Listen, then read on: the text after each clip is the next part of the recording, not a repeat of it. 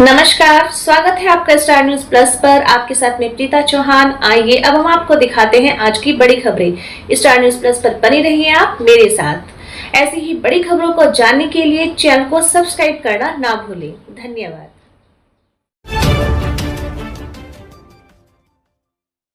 जिले के दूधखारा गांव में भी है धोरों के बीच बना हुआ है मिनी ताजमहल। पति की याद में पत्नी ने बनाया अनोखा महल। दिखता है हूबहू ताजमहल की तरह। एक पत्नी की अपने पति के प्रति समर्पण और प्रेम का प्रतीक है यह इमारत। यह इमारत को देखने के लिए दूर दूर से आते हैं लोग। प्रेम की अद्भुत निशानी है यह इमारत। प्रेम किसी दिन का मोहताज नहीं है। प्यार के लिए एक लम्हा नहीं, एक दिन नहीं, एक सदी भी कम है। दुनिया में प्यार की बहुत सी कहानियां कही जाती हैं, लेकिन सबसे पहले नाम शाहजहां उनकी बेगम मुमताज का आता है। आगरा में शाहजहां की बेगम मुमताज की याद में बनाया ताजमहल प्रेम की अमरता का एक नया प्रतीक है, जो कि बरसों बाद भी एक मिसाल बनी हुई है। ऐसे ही अमर प्रेम की निशानी चूरू जिले के दूधखारा में है, जो कि अनमोल कहानी से कम नहीं है। फर्क इतना है कि यहाँ पत्नी ने पति की याद में हूबहू ताजमहल जैसी इमारत बनवाकर उसमें शिव परिवार की स्थापना कर दी। धोरों की धरती पर बनी इस इमारत को आसपास के लोग मिनी ताजमहल कहकर बुलाते हैं। यहाँ प्रेम की शीतलता को महसूस किया जाता है। देखें स्टार न्यूज प्लस के लिए राजस्थान के चूरू से गोपाल कंवर की ये रिपोर्ट।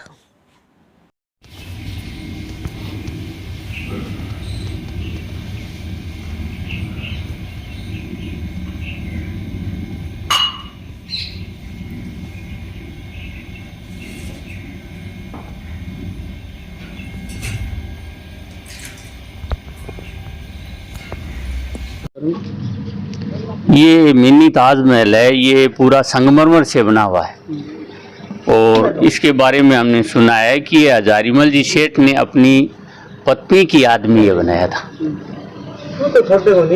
क्या खासियत है? कितना सुंदर है ये? क्या काफी सुंदर है, पूरा संगमरमर से बना हुआ है, जैसे आगरा का ताजमहल है उसी की तर्ज पर।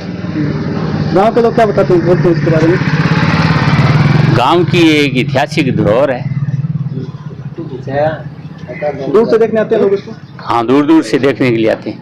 किसके लिए बनाया था इसको? ये सेठ हजारीमल जी ने अपनी पत्नी की याद में बनाया था इसको। करीब 77 साल पुराना है और हजारीमल सेठ की समाधि भवन है। वो ऊपर शिव परिवार की प्रतिष्ठा है। बल्कि धर्मपत्नी सरस्वती देवी ने बनाया। हाँ, सरस्वती देवी धर्मपत्नी। उस समय ये मार्बल यहाँ नहीं मिलता था, तो सरस्वती देवी ने गंगा सिंह महाराज से कह के और ये उधर से वो परमिशन लेके और फिर मंगवाया उसमें। फिर ये निर्माण करवाया।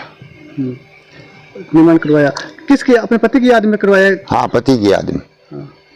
अच्छा, कैसा लगता है इसे देखकर, इमारत को देखकर? ये तो आप देख रहे हैं खुद ही, सबको ही अच्छा लगता है। अच्छा, आप कहाँ से, कितने दिनों से यहाँ पे संभाल रहे हो इसको? मेरे को 91 से 91 से संभाल रहा हूँ। अच्छा, और परिवार आता है क्या इनका यहाँ? हैं? परिवार आता है क्या इनका यहाँ? हाँ, कोई कभी। कितनी मंजिल है, कितने कमरे अंदर है? किस अंदर वो बीच में सवा मंड है और चारों तरफ है। पीछे 2 छोटे कमरे हैं, आगे 2 बड़े कमरे हैं और नीचे बड़े 4 कमरे हैं और बीच में वो समाधि जहाँ लगाई हुई है वो बंद है। अच्छा, कितने खंबे हैं ये? खंबे कितने, कुछ आइडिया है? ये खंबे तो अब देखो आप, 8 खंबे हैं। 832। आपका नाम था जी? मुरारी नाम मेरा। सर, ये बचपन देखता आ रहे हैं इमारत में। इमारत है जिसकी बहुत ही बढ़िया इमारत बनाई दी है। और जैसे ताजमहल को शाहजहां ने बनाया था अपनी बेगम के लिए, और इसको भाई पत्नी ने अपनी पति की याद में ये बनवाया है मिनी ताजमहल। ये बहुत ही अच्छा और ग्रेनाइट से बना हुआ है, संगमरमर है और ये बहुत ही दर्शनीय स्थल है और गिनीज बुक में इसका नाम भी मतलब दर्ज है। यहाँ बहुत दूर दूर से, बाहर से, विदेश से पर्यटक है जो देखने के लिए आते हैं। बहुत ही शोभा और ये शांत मतलब ये स्थान है। और यहाँ शिव परिवार का मंदिर है, बहुत ही बढ़िया, और सबकी इनकी मान्यता है वो भी बहुत अच्छी है। लोग बाग देखने के लिए आते हैं, हर बार से भी आते हैं, विदेशों से भी देखने के लिए आते हैं। ये जो है बिल्डिंग बहुत ही बढ़िया बनी हुई है। गिनीज बुक में जो विदेशी जो सैलानी देख ले, हेरिटेज की मतलब ये बुक में भी लिखा हुआ है और सब में ये मतलब ये दूध करता है लोगों को। हाँ, आकर्षित भी करता है। ये बहुत ही बढ़िया बना हुआ है। हाँ, प्रेम का प्रतीक है ये, और बहुत ही अच्छा है। आपका नाम? मेरा नाम विमल शर्मा। सर ये काफ़ी पुरानी बिल्डिंग है और हम लोग और आसपास के लोग इसको मिनी ताजमहल कहते हैं। और दूर दूर के क्या है कि पर्यटक जो आते हैं वो भी यहाँ देखने आते हैं।